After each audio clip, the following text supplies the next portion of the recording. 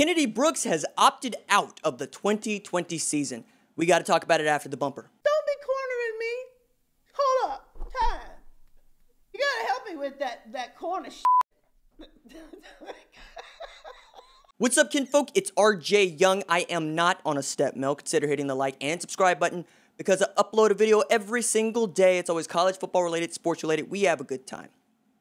Today, I want to talk about Kennedy Brooks, who has chosen to opt out of playing in the 2020 season. This news broken by The Athletic, in which we find out that, yes, Brooks is out. He has yet to make a public announcement as of the uploading of this video, but Jason Kersey is as good as anybody on the OU beat, and the sources that told him what was going on said it happened just this afternoon that Kennedy Brooks decided to opt out of playing in 2020. This is a very big deal for Oklahoma. This is not only their starting tailback, this is a guy that has over 2,000 yards rushing in the past 2 years, has averaged better than 8 yards per carry, and had a shot to be an all-timer at Oklahoma with another 1,000-yard season.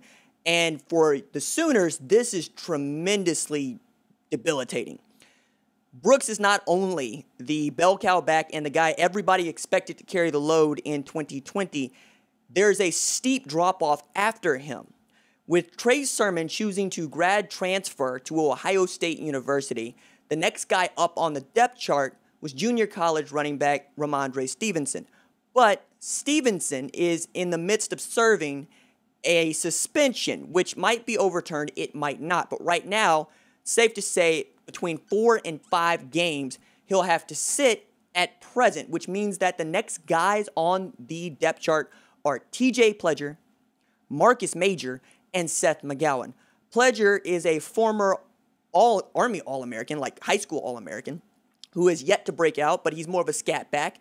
Marcus Major has been compared to the second coming of Adrian Peterson, but a shoulder injury sidelined him for 2019, so we don't know where he is at, though he has appeared to look good in practice, according to those that actually get to see practice, because practice is closed to media. And then, of course, there's Seth Mcgowan, who I think is going to be an outstanding running back, on par with Rodney Anderson, even Samaje Perine. He might be the strongest pound-for-pound player on the entire team, let alone at running back.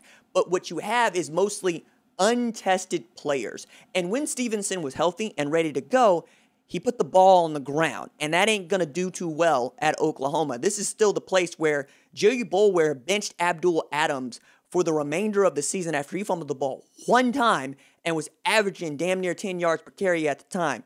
He didn't play, and he was into the portal, and he came out at Syracuse. Now you really wish that Trey Sermon had not gone into the transfer portal and ended up at Ohio State. Number one, because many people believe he's a better running back than Trey Sermon with the tools that he had. And number two, Ohio State right now is not playing football in the fall, so it feels like a waste of some sort.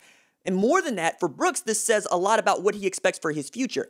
I thought that Brooks was a fringe day 2 draft prospect right now, meaning he need to put together another 1,000-yard rushing season to make sure that he's drafted on day 2.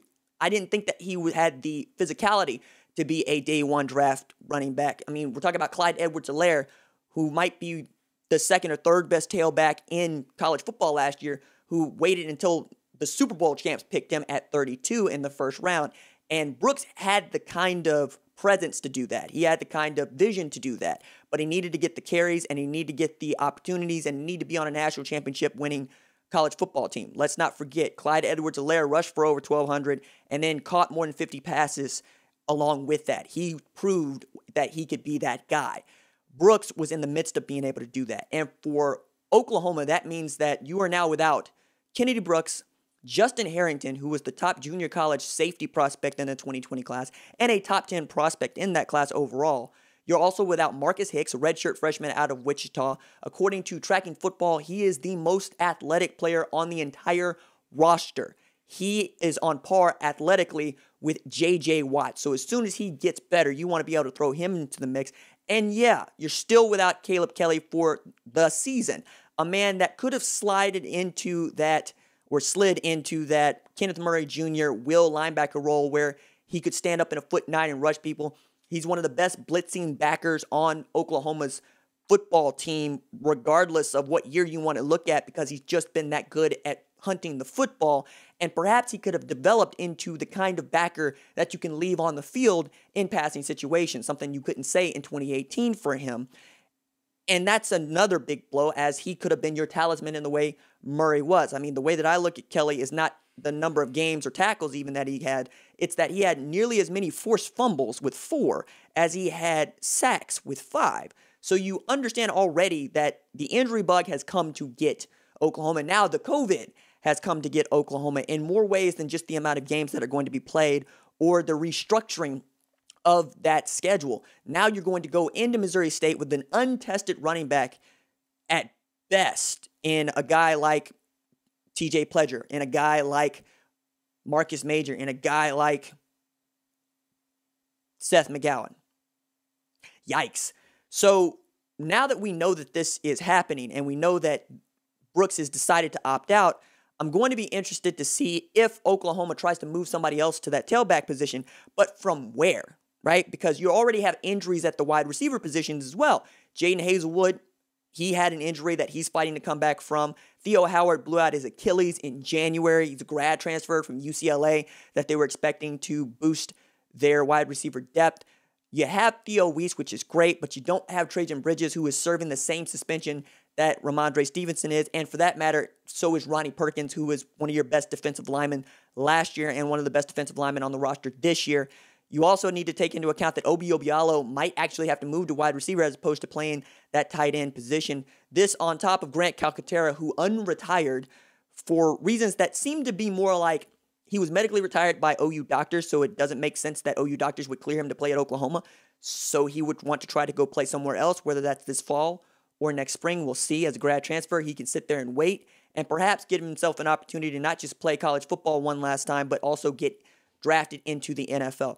Lots of news, lots of moving and shaking on this, but you got to feel for really DeMarco Murray in his first year as a running backs coach. He's still hunting Kamar Wheaton. He's still hunting his first real commitment at the running back position.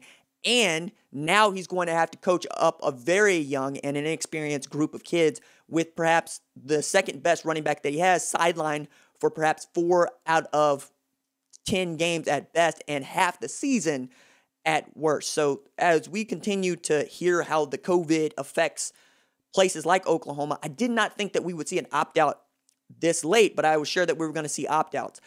Also, with Oklahoma restarting practice on Saturday, you would have thought that this would have been taken care of in the week that they were away, right? But apparently, the kid out of Mansfield had a change of heart and has decided he can't even risk playing in 2020.